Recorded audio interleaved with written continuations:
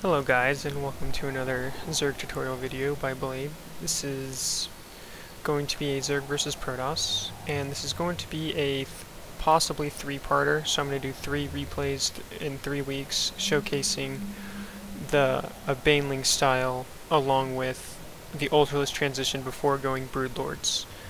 Right now this is the best game I have to showcase, so this is just going to be kind of part 1 for this week, and then I'll do part 2 and 3 the next couple weeks. This game is going to show Muta, Ling, Bane versus typical Protoss play into I get ultras and I win with that. Now that's not like this replay, I could have picked a better game maybe, but this will showcase the general idea and hopefully I'll have more games to show next week. So with that, let's begin. So, on this map in general, I agree, I 15 hatch, even versus Protoss. The odds of him, unless he scouts me first, I'll 15 pool, but otherwise I'm hatch firsting. And then I get double queen, take my third, standard play versus Forge FE.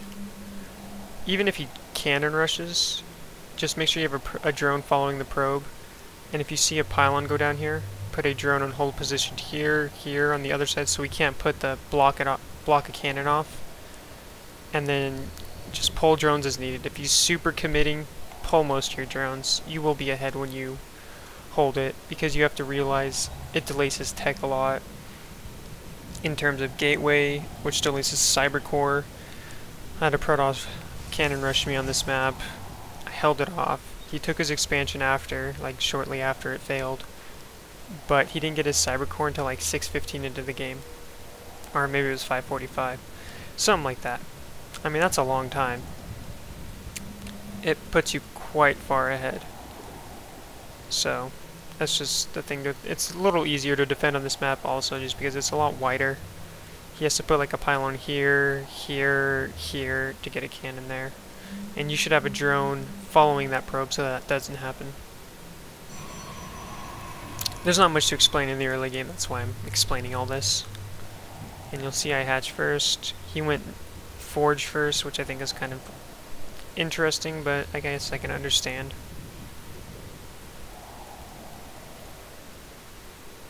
And as you'll see, he's double pylon scouting. Something you can do is, you should drone scout. I didn't this game, but you should probably, after you start the pool, just send a drone and look around. I can't remember, I think this guy might actually cannon rush me this game. Yep, he's not putting the Nexus down. And I went a little greedy, I went 16 pool. Oh, I lied. There goes the Nexus.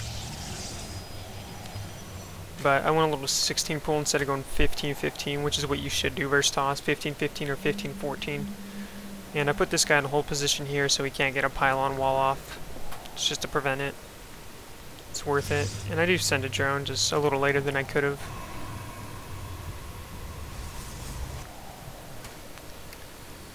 And transferring some drones to my natural. And then double queen. And yeah. So essentially this map's a very, very good ultralisk map. And the reason I say that is just look at all this open area. And then a ridge up here. So if he takes his third, you can kind of go poke here, go way out here. You can go to his main, or you can go to his natural. There's just so much space. The only thing that can really counter it is Phoenixes. So if you're going to go Muta, so this is a good Muta map, but do make sure he's not going Phoenix. Otherwise, you're going to get hard countered. And to scout that, you should have an Overseer scout as base, so you know. Because then you can get Corruptors instead of Mutas to counter the Phoenixes. I mean, there's nothing unusual going on in this game so far. Even though we're in these positions, I still think taking the watchtowers is good. I can see if he tries to take this base, or if a warp prism goes by here, or if a probe goes by here, pretty much anything. It's pretty good. And I mean, there's nothing too special going on. His cyber core is almost done. My third's halfway done. I get this one gas a little earlier because I've been liking getting that Ling speed earlier. It makes dealing with early rushes a lot easier since the Ling speed comes a lot faster. And so that's why I've been doing that lately. Another thing you should do also is you should always have an overlord here so you can kind of see his gas times and poke in a little bit, and you should have an overlord here so you can sacrifice it. And if he has a sentry or something already there before you can even start, just sacrifice this one. You won't have too many in the early game when you want to sacrifice. And you want to sacrifice at about 6:30, 6:45, and I sacrifice with this.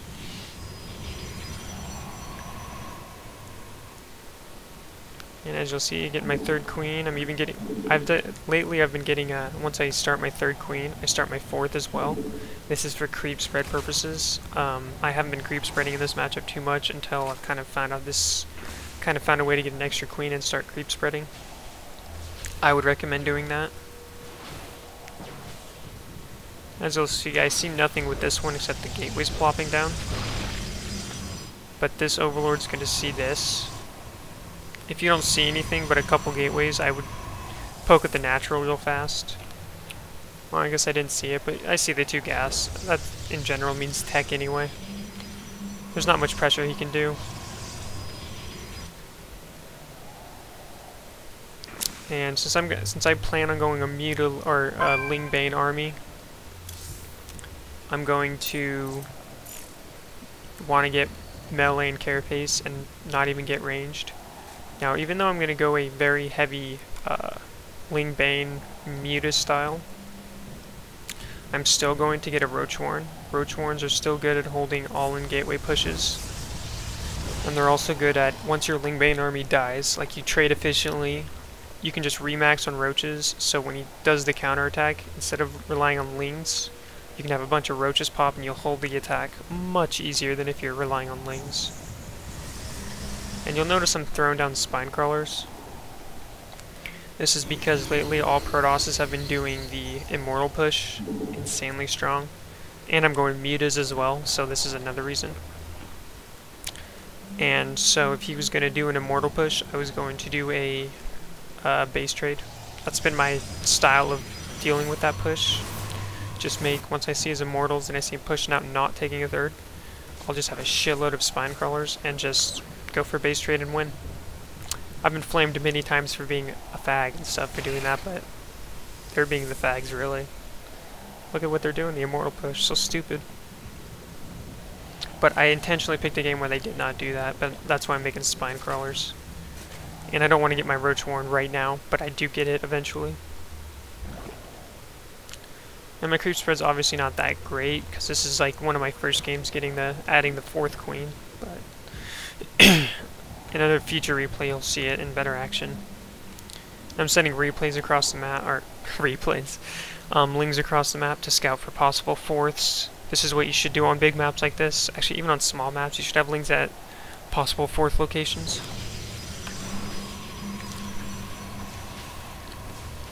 It doesn't hurt at all, because you'll be surprised at how many players actually try to hide bases. And I mean, as you'll see, he's just doing typical Sentry, Immortal, Expand.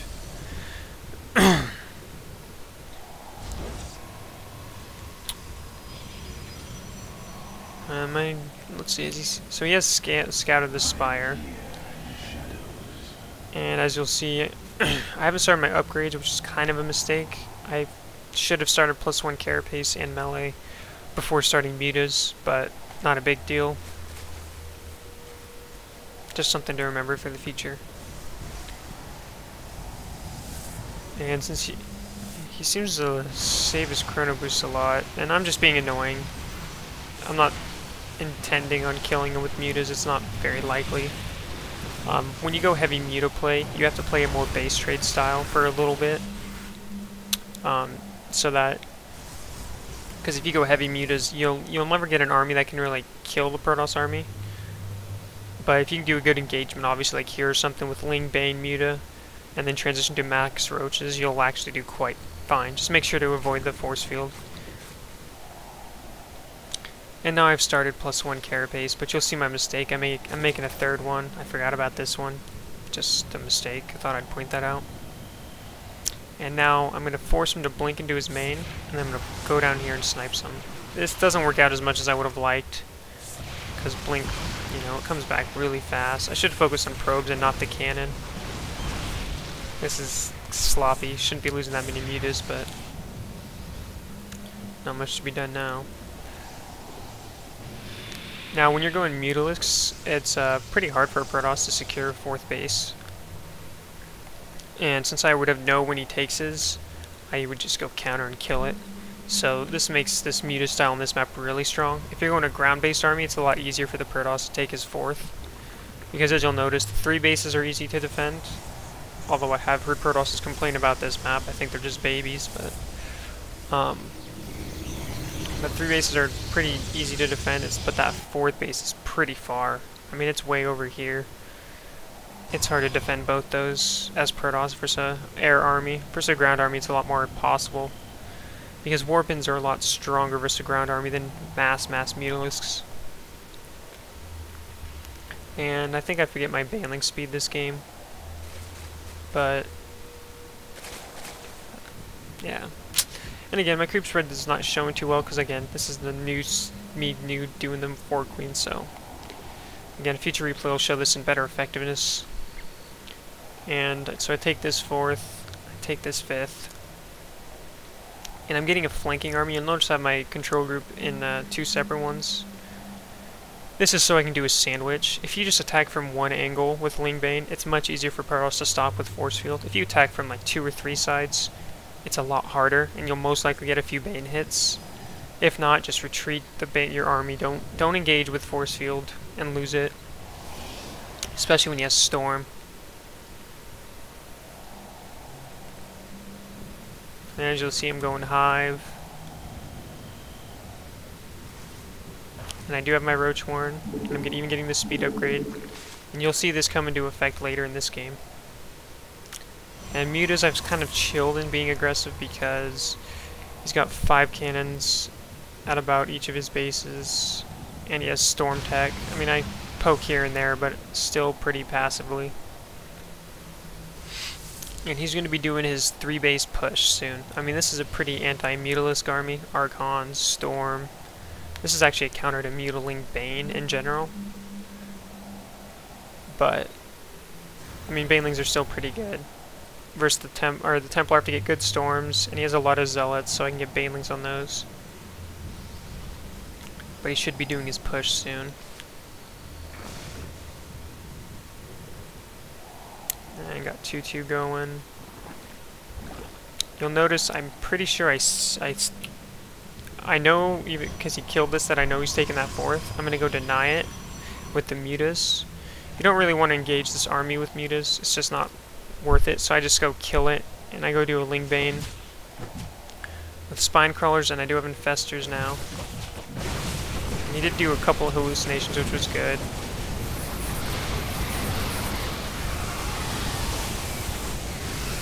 And right here I kind of messed up again. Forgetting Baneling speed sucks. But you'll notice, I mean, I'm going to get some decent Baneling hits. Right here I should have waited, I should have pulled back, but I engaged.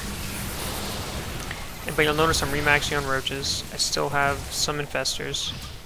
And he knows he can't really engage. He's got to pull back, because if he engages right now, it's going to die. It probably would have died to just Lings, but Roaches are just stronger. So I come here and I go kill some probes.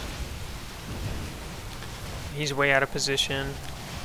I should have done this during his attack. I don't think I did, obviously. I could have killed this Nexus easily. And I might have been able to kill the Stalkers, but it's not worth the risk right now. But now he's in a dilemma. You see this army right here? He's got to split his army, otherwise he's going to lose his main due to the Mutalisks. So engage here, lose some Infestors carelessly, and he's going to kill this army, but that's fine. Again, I'm pretty far ahead on 5 bases.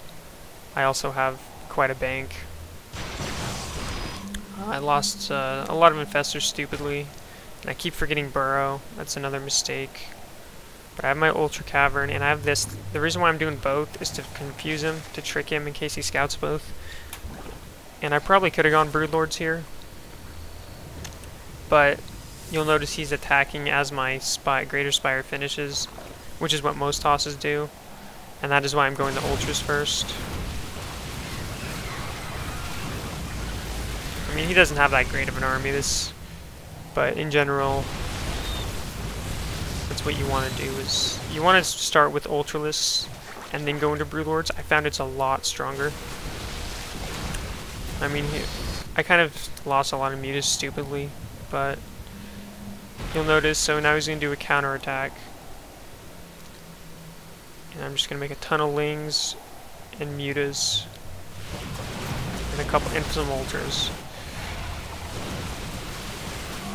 And now this army is actually pretty powerful versus a roach composition. I mean, lings are pretty good versus it, but it's hard to get a ton of lings. Like, this army would still beat this right here, as you'll see. What really saves me are the ultras in this game.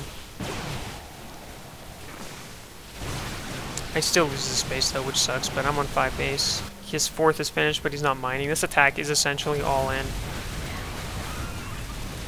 But then the ultras come out, and I clean up, and I have Infestors the Fungal. And I'm able to clean up. Ultras are a pretty beefy unit. They're actually kind of, obviously, been found out they're actually pretty effective versus Protoss, only in a key time period. They're not effective for very long. So you don't want to keep going ultras. Right here I do, because I win. I mean, I know that. His 4th is right here. I'm going to kill that. He's been on 3 base all game. I know I've won. That is why I'm kind of going to attack right now and win. But there's that timing, the Stalker Immortal, you know, Colossi timing or whatever, where the Ultralisks, Ling, Bane, and Infestors actually crushes it. And then you can transition into Broodlords after that, and it's really pretty effective actually. I would really recommend start doing the Ultras first, and if he never does the push, then just go straight to Broodlords. Or you can start Ultras anyway, do an attack, and then go Broodlords. And then as you'll see, I just kind of win the game. And I'm just now getting Baneling speed. This is a very... I mean, that's a pretty big mistake, but it didn't matter this game. And Banelings are pretty good for Zealots, especially when they have a +3 attack. And that's the game.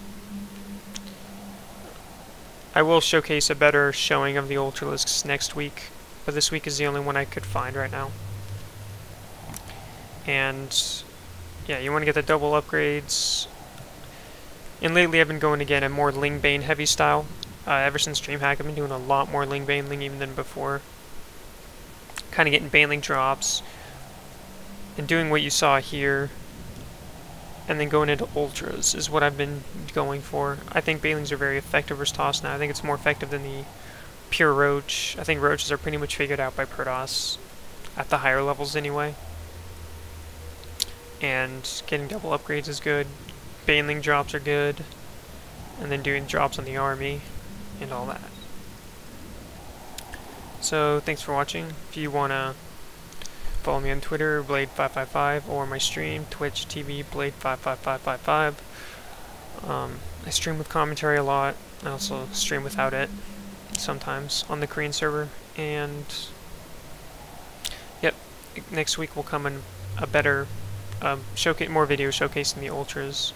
And if you have any feedback or anything, feel free to comment on the videos or go to the Team Liquid thread in the description of this YouTube video. And feel free to request something. I take requests, whatever. So, thanks for watching, guys. Hope you enjoyed.